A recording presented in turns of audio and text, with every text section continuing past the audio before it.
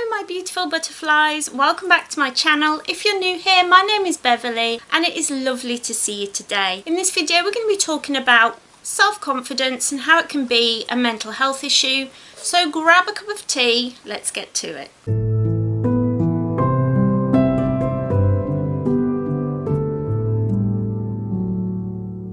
So before we start, I definitely want to talk about my story, my history with self-confidence and the lack thereof, because it's definitely been something that has plagued me my whole life. When I was little, I was always very shy and quiet, and I think that's okay. I think it's, it doesn't necessarily mean that you are struggling with self-confidence. However, it did indicate a problem with me being able to really be myself out in the wild, as it were. When I was very little, I would play with my friend across the street, and she was like 3 doors up, and she was my best friend in the whole world, Rebecca, and I absolutely loved this girl, but I hated calling for her. I hated going and knocking on the door. So instead I would stand outside their front window and walk up and down on the street outside until her mom noticed me and would come and open the door and be like, "Did you want to play with Becky?" And I'd be like, "Yeah." It got worse when I was at school. School was a big thing for me. I really struggled with keeping up with things, with remembering things. I've always had a lot of pain. I've always struggled a lot. And I think that really affected my confidence. That got worse when I got to secondary school, because I really found then that it was difficult, because when you're at primary school you're in one classroom and you kind of go out to play and then you come back into that same classroom. But when you're at secondary school you kind of move from place to place and you're not always taking the same classes that your friends are taking. And I would have massive panic attacks just thinking about going to and from classrooms, and terrified that I would get lost, end up in the wrong classroom, not be able to find my friends, that I'd be left out and left on my own, that I would get lost and look stupid. It was a big problem, and I still, even though I'm in my 40s, I still have nightmares, flashbacks of those times of just being so frightened of being on my own. I just hated it. And I think as you get older, you should normally grow out of these things, but I never did. I always struggle with connecting with other people, with connecting with people out in the wild. And it's because of self-confidence. I never had that confidence that most people have. And it really held me back in life, because I chose classes that my friends chose, because whether I wanted to do those classes or not, I didn't want to be on my own. I didn't want to be left behind and get lost. I didn't want to have to look for my friends. I wanted to just be able to chill out with them. And I look back now and I think it was a sign of a bigger issue, a bigger mental health issue, and I still don't know what that mental health issue is. I call it self-confidence. It could be something else. I could be totally wrong. But it's things like when I was a kid, everybody gets excited for the ice cream man. I don't know if you have these in America. Do you have them, like little vans and the ice cream man? Do you have them? I don't know. Anyway, the ice cream man would come down our street and I would get really excited and ask my mum for an ice cream, and she'd say, "Yeah, you can have one. Here's the money. You go and ask." And I would melt down. I wouldn't be able to just go to the corner of our street, which was literally like a couple of meters away from our house, and just ask for an ice cream. I could not do it, because she was trying to get me to work on this, to get braver, to be braver. She would ask me to go to the shop on my own, and I would just be terrified the whole time. Fear, gripping panic, anxiety shouldn't be part of your daily life, and yet it always has been for me. And I think that's the difference between it just being you need to build your confidence a little bit and it being an actual mental health issue. And so for me, I think it always has been a mental health issue. It's just never been picked up on or really addressed. And that's not my parents' fault. Don't think I'm ever blaming them. I think they just, it was the 80s. Mental health wasn't really a thing in children that people really talked about. Thankfully, that has changed.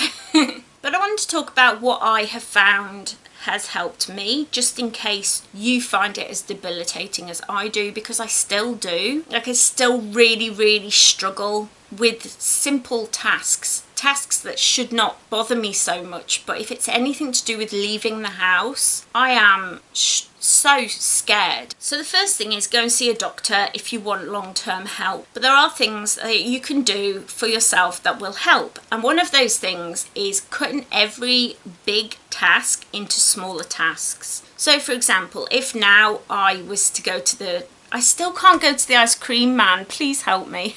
But if the ice cream man came and we wanted ice creams, I would first think, okay, first I've got to get the money, so break that down into a little job. Then I've got to go outside of my house, which already is difficult. I mean, then I would break it down into the steps, the literal steps that I've got to take to get to the ice cream man. Then the waiting in the queue, which I think is the worst part, because then you're rehearsing in your head what you're going to say. If you're anything like me, that's time to rehearse. And then after that, it's all about what you need to say, how you need to speak up, and then carrying the stuff back. Breaking it into small steps and just dealing with the step that you've got to deal with is so much easier than thinking of this big, massive task that feels far too big for you to comprehend or work through. It just feels like this massive wall in front of you and you're like, I can't do this. But if it's just, I have to get money, which I'm terrible with money. Is anybody else really doesn't understand money? Is it just me? But you have to get your money together and then you have to get outside the door, so you have to put your shoes on, and breaking it down just really, really helps me.